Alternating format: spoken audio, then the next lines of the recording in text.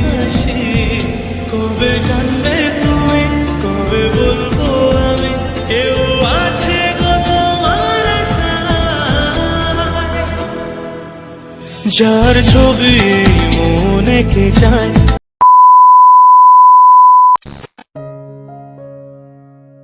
সকাল বন্ধুরা, আবার এক নতুন ব্লগে তোমাদের সবাইকে জানাই অনেক অনেক স্বাগত আর ভালোবাসা। তো এখন ঘড়িতে সময় হচ্ছে 8:30। এখন থেকে ব্লগটা স্টার্ট করছি। আই হোপ কি আজকের ব্লগটা তোমাদের ভালো লাগবে, তো পুরো ব্লগটা কন্টিনিউ দেখতে থাকো। আজকে একটু সকাল সকালে মামা উঠে গেছিলো, তো ওকে ফ্রেশ ট্রেশ করিয়ে দিয়েছি, কিন্তু ওর দেখো ঘুম একদমই ভাঙেনি। তো ওর জন্য সুজি করেছি, তো সেটা জোড়াতে দিয়ে ভাবলাম এতক্ষণ বসে থেকে কি হবে, তো আমি ব্রেকফাস্টটা সেরে নিই। তো সেই জন্যই রুটি আর ওই বেগুন ভাজা করেছিলাম সকালে, তো সেটাই খাচ্ছি। আর মামামকে বললাম যে খাবি, তো ও দেখছো মুখটা কেমন করে ঘুরিয়ে নিল। তো ব্রেকফাস্ট নিজে করে মামামকে খাইয়ে ফ্রেশ করিয়ে তারপর চলে এসেছি, এখন বিছানাটা গুছিয়ে নিচ্ছি। মামাম যেহেতু শুয়েছিল সেই জন্য আর বিছানাটা তোলা হয়নি। আর আজকে সেরকম কোনো কাজই হয়নি, তোমাদের তো বললামই। এখন তো ঘড়িতে 8:30 মতো বেজে গেছে, তো মোটামুটি কাজ এখন থেকেই স্টার্ট করেছি। আর আগের দিন জামা কাপড়গুলো ভেজা ছিল, তো সেগুলো দড়িতে মেলে দিয়েছিলাম, ওই ফ্যানের হাওয়ায় শুকিয়ে গেছে। এখন এগুলো না ভাঁজ করে ওই বক্সে তুলে রেখে দেবো, কারণ এখানে যে ওই কাবার্ডগুলো দিয়েছে না, সেগুলোতে রাখা যায় না, প্রচণ্ড উই পোকার উপদ্রব এখানে। আর তারপর চেলা, বিভিন্ন রকম পোকামাকড়ের উপদ্রব, তো সেই কারণে রেগুলার ইউজ বলো আর ভালো জামা কাপড় যাই বলো না কেন, সবই বক্সেই রেখে দিই। ওদিকে ঘরের কাজ মোটামুটি কমপ্লিট করে এখন বাইরের দিকে চলে এসেছি। বাইরের দিকে বলতে রান্নাঘরের কাজগুলো কমপ্লিট করবো। আসলে সকালবেলা ব্রেকফাস্ট করেছিলাম, তো রান্নাঘরটা একদমই অগোছালো হয়ে আছে, তো রান্নাঘরটা পরিষ্কার করে এখন ওই বাসনগুলো বের করেছি। এগুলো এখানেই ধোয়া হয়। সিঙ্কে না খুব সমস্যা হয়, সিঙ্কের ওই নলকাটা একদমই ভালো না, জলগুলো মানে বাইরের দিকে আর যায় না, ওই উল্টে আবার রান্নাঘরে ভর্তি হয়ে যায় ফ্লোরে। তো সেই কারণে এখানেই সমস্ত কাজ আমার করতে হয়। তো দেখা যাক কবে এই ঘরটা চেঞ্জ করা যায়। মোটামুটি আমাদের নাম এন্ট্রি হয়ে গেছে, তো বড়জোর 1 মাসের মধ্যে এই রুমটা হয়তো খালি করে দেব, তারপর অন্য কোয়ার্টারে শিফট হব। এদিকে তোমাদের সাথে কথা বলতে বলতে আমার রান্নাঘর পুরো কমপ্লিট হয়ে গেছে গোছানো। এখন ঘরে চলে এসেছি, ঘরে পোছাটা মেরে নিয়ে বাইরে জামা কাপড়গুলো কাচতে হবে। তো জামা কাপড়গুলো কাচা হয়ে গেছে কমপ্লিট, আর এখন এদিকে মেলিয়ে দিচ্ছি। আর এই দিকটা না ভালোই পরিষ্কার আছে, দেখো আগের দিন তুষার ওই সমস্ত পাতাগুলো ঝাড় দিয়ে পুড়িয়ে দিয়েছিল, ওই 1 সপ্তাহ বাদেই সমস্ত পাতাগুলো ঝাড় দিয়ে পুড়িয়ে দেয়। আর এখন একটু পাতা দেখছি কমই ঝরছে, সেই কারণে অতটা পরিমাণে নোংরা দেখাচ্ছে না।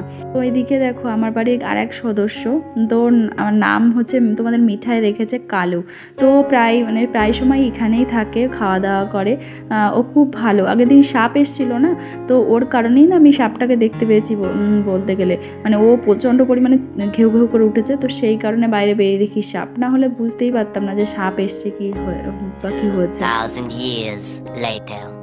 স্নান টান সেরে সোজা রান্নাঘরে চলে এসেছি, সবজিগুলো কেটে এখন রান্নাটা চাপিয়ে দিয়েছি। আজকে সব নিরামিষ তরকারি হবে।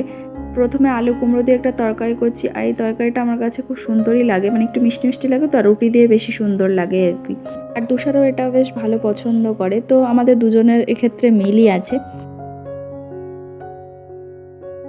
কি বলতো, একটা সংসার ভালোভাবে গড়ে উঠতে গেলে না দুটো মানুষের আন্ডারস্ট্যান্ডিংটা খুব প্রয়োজন। হ্যাঁ, সব ক্ষেত্রে হয়তো তোমাদের সঙ্গে আন্ডারস্ট্যান্ডিংটা ঠিক নাও হতে পারে, তবে বেশিরভাগ ক্ষেত্রেই যেন হয়। বলবো সবার আগে লাইফে দরকার একজন পারফেক্ট মানুষ। পারফেক্ট মানুষ যদি না হয়, তুমি যতই আন্ডারস্ট্যান্ডিং করো না কেন, কিছুতেই কিছু হবে না। তো সেই আর কি। তো ওদিকে দেখো তরকারিটা হয়ে গেছে, এখন বেগুন কড়া ভেজে নিচ্ছি, আর এই সাইডে ভাতটাও বসিয়ে দিয়েছি। আসলে কি বলতো, বিয়ের পরে মেয়েরা একটা ভালো শ্বশুরবাড়ি, স্বামী, সব কিছুই চায়। যে যেটা চায় সেটা তো আর সবসময় হাতের কাছে পায় না। তো সব থেকে বড় কথা কি বলতো, শ্বশুরবাড়ি যেমনই হোক না কেন, স্বামী যদি তোমার ভালো হয় না, তবে সে মেয়ে সর্বসুখী হয়। তো এটাই হচ্ছে কথা। আর স্বামী যদি ভালো না হয়, শ্বশুরবাড়ি ভালো দিয়ে কী হবে বলো।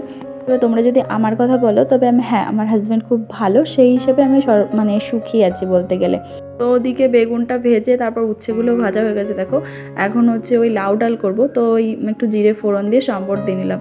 আর ডালটা না আজকে অনেকটা হয়ে গেছে, আর প্রেশারটারও অনেক ওয়েট, তো সেই কারণে 2 হাত দিয়ে ধরেও না একটু ভয়তে ছাড়তে হয়, যে কোন সময় হাতে এসে পড়বে, এই কারণে। তো ওদিকে ডালটা হয়ে গেলে আমার রান্নাবান্না কমপ্লিট হয়ে। 2000 years later.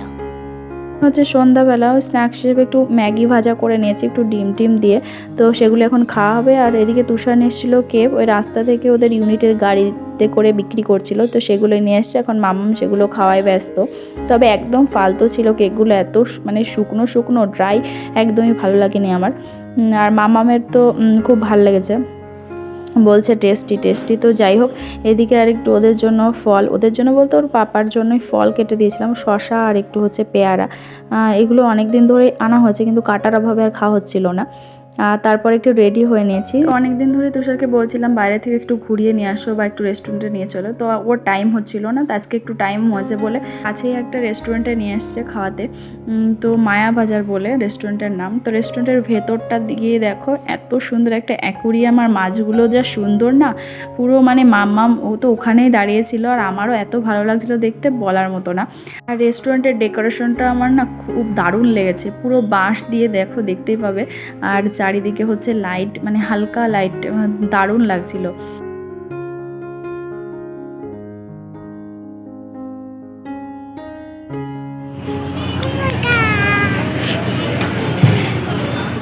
তো অর্ডার দিয়ে আমরা খানিকক্ষণ বসে ওয়েট করছিলাম কখন খাবারটা আসবে। আর মাম্মাম তো প্রচণ্ড পরিমাণে এনজয় করছিল। আসলে সোফা টাইপের মানে ইয়েটা দিয়েছিল, আর পেছনে কুশান ছিল, তো মাম্মাম ওগুলো নিয়ে নিয়ে শুয়ে পড়ছিল, ওগুলো নিয়েই খেলা করছিল, ও তো আর খায়নি। তো তারপর দেখো আমাদের অর্ডারে চলে এসছে। প্রথম এসেছিলো নান, বাটার নান ছিল, আর একটা চিকেনের কি আইটেম আমার ঠিক খেয়াল নেই। তো যাই হোক, এগুলো খাওয়ার পর এসেছিলো হচ্ছে বিরিয়ানি। আর মামাম এত পরিমাণে ডিস্টার্ব করছিল না, মানে ওখানে ওই টিউশন নিয়ে খেলা টেলা করছিল, জল ফেলাচ্ছিল, তো ওকেই সামলাতে হচ্ছিল। তো তারপর আবার বায়না হচ্ছে দেখো ওই মাছের এখানে আসবে, তো ওখানেও খানিকক্ষণ দাঁড়িয়ে টাড়িয়ে থেকে খাওয়া দাওয়া তো কমপ্লিট হয়ে গেছে। এখন চলে এসেছি বাইরের দিকে, মানে বাড়িতে যাব। তো তুষার ওদিক থেকে গেছে গাড়িটা আনতে, আর এখন আমরা দেখো অলরেডি রাস্তায় বেরিয়েও পড়েছি।